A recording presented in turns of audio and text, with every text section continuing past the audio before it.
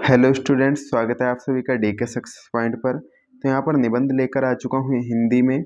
आपको यहाँ पर निबंध लिखना है अनुशासन का महत्व। आपके कई बार एग्जाम में ये पूछा जा चुका है और फिर से आने के इसके बहुत ज़्यादा चांस हैं, क्योंकि ये लगातार पूछा जा चुका है कई बार, तो फिर से आने के इसके बहुत ज़्यादा चांस बढ़ जाते हैं। तो इस स्थिति में आपको इसे अच्छे से समझ के जाना है, अच्छे से आपको यहाँ पर इसे याद करके जाना है।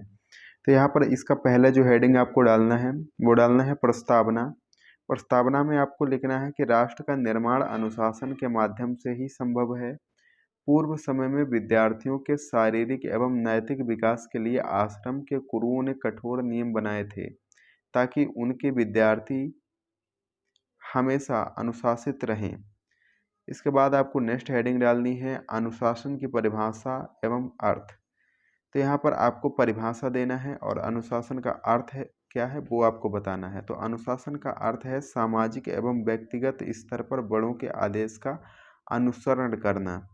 ठीक है, तो यहाँ पर बताया गया है कि जो हम सामाजिक और व्यक्तिगत स्तर पर मानते हैं कि जो अनुशासन का अर्थ है वो है बड़ों, अपने से बड़ों का आदेशों का अनुसरण करना, उनकी इज्जत करना, उनका कहना मानना। पूर्व समय में शक्ति और भय के द्वारा किए गए नियंत्रण को अनुशासन समझा जाता था। जैसे कि हमारे जो मम्मी पापा थे वो किसी भी गलत काम के लिए हमें डांटते थे, तो हम डरकर उस काम को नहीं करते थे, तो उसे अनुशासन की श्रेणी में रखा जाता था। इसके पश्चात जो जो विद्वान प्लेटो थे, उनका मानना था कि सच्चा अनुशासन वही है जिसे विद्यार्थी अपनी इच्छा से आदेशानुसार कार्य करे। ठीक है, वो प्लेटो का मानना था कि जो सही अनुशासन वही है जिसमें विद्यार्थी अपनी इच्छा से आदेशानुसार कार्य करे, उसे ये अनुशासन मानते थे जो प्लेटो थे। अनुशासन का महत्व। अनुशासन का महत्व हम देखेंगे। अनुशासन का हमारे जीवन में महत्व बहुत बड़ा है, क्योंकि इसके अभाव में प्रकृति प्रदत्त क्षमताओं का विकास रुक जाता है।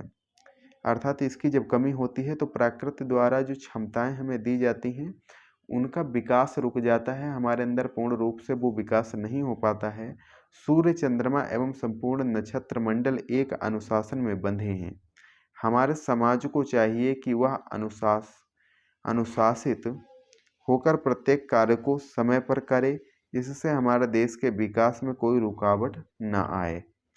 इसके बाद हम नेक्स्ट हेडिंग यहाँ पर डालेंगे अनुशासनहीनता के कारण।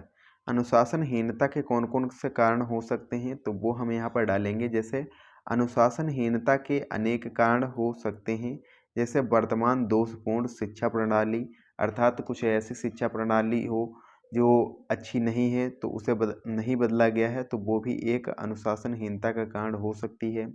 दूसरा है शिक्षकों का पतन।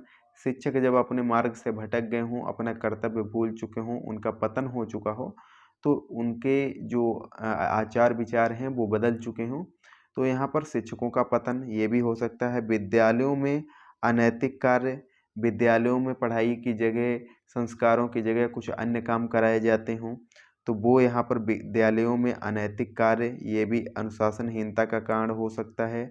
अशिक्षित तथा अज्ञानी अभिभावक, जिनके माता पिता अक्सर पढ़े लिखे नहीं होते हैं, उनके बच्चे अनुशासन में नहीं रह पाते हैं, उनके अनुशासन में बहुत कम ही ऐसे बालक होते हैं या बच्चे होते हैं जो जिनके माता पिता अज्ञानी हों, पढ़े लिखे नहीं हों, फिर भी वो अनुशासन में रहें। अत्यधिक ये देखा गया है जिनके अशिक्षित माँ बाप होते हैं वो ज़्यादा आगे नहीं निकल पाते हैं, वो ज़्यादा अनुशासन नहीं रख पाते हैं, क्योंकि उनके घर में कुछ ऐसे कंट्रोल करने वाले लोग नहीं होते हैं। पांचवा जो है वो है धार्मिक एवं नैतिक शिक्षा का अभाव। यहाँ पर धार्मिक और नैतिक शिक्षा का अभाव भी होता है। और उसके बाद जो इसका नेक्स्ट जो हेडिंग है वो यहाँ पर इसका जो लास्ट हेडिंग है वो है अनुशासनहीनता को दूर करने के उपाय। तो अनुशासनहीनता को दूर करने के कौन कौन से उपाय हो सकते हैं, जैसे शिक्षा का गुणात्मक विकास। तो यहाँ पर बताया गया है कि शिक्षा में जो गुणात्मक विकास है वो यहाँ पर होना चाहिए, जिससे हमारी जो है अनुशासनहीनता खत्म हो सके। शिक्षा व्यवस्था में सुधार होना चाहिए, शिक्षकों के आचरण में सुधार होना चाहिए, धार्मिक व नैतिक शिक्षा की व्यवस्था आदि दी जानी चाहिए। जैसे मुस्लिम जो धर्म है उसमें यहाँ पर जो है मदरसे होते हैं, हिंदुओं में गुरुकुल होते हैं, तो इस प्रकार से धार्मिक शिक्षाएँ भी दी जानी चाहिए और उसके साथ ही नैतिकता की भी शिक्षा देनी चाहिए।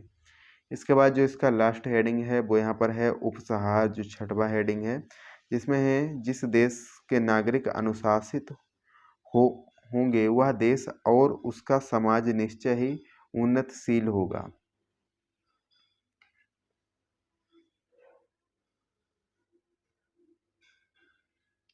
1944-45 ईस्वी में एटम बम से जापान पूर्णतः बर्बाद हो गया था, मगर कुछ ही वर्षों में अनुशासन के बल पर प्रगति कर सर्वशक्तिशाली राष्ट्र अमेरिका से टक्कर लेने की दम भर सकता है। यहाँ पर बताया गया है कि कुछ 1945 विश्व युद्ध के दौरान यहाँ पर जो एटम बम 2 डाल दिए थे हिरोशिमा और नागासाकी में, अमेरिका ने। जापान के 2 शहर थे, तो पूरी तरीक़ा से वहाँ पर सब बर्बाद हो गया था। बहुत नुकसान उठाना पड़ा था जापान को, बट अपने डेडिकेशन, अपने जो आचरण के बल पर उसने इतनी तरक्की कर ली कि वो अमेरिका को भी अब टक्कर दे सकता है। और आप सभी जानते हैं टेक्नोलॉजी की दुनिया में जापान का एक नाम है। तो उसके बाद यहाँ पर वीडियो कैसा लगा आपको कमेंट में लिख के बताइए, और वीडियो को लाइक कर दीजिए, और चैनल पे पहली बार आए हैं तो चैनल को सब्सक्राइब करके बेल आइकन को प्रेस कर दीजिए, जिससे हमारी नई आने वाली वीडियो की नोटिफिकेशन आप सभी को मिल जाएगी। और अपने दोस्तों के पास भी वीडियोस को शेयर कर दीजिए ताकि उन्हें भी इस तरीके का कंटेंट उपलब्ध हो सके और वो भी आसानी के साथ अपनी एग्ज़ाम की तैयारी कर सकें। आई होप आप सभी को ये वीडियो पसंद आया होगा। मिलते हैं नेक्स्ट वीडियो में, तब तक के लिए जय हिंद, जय भारत, वंदे मातरम।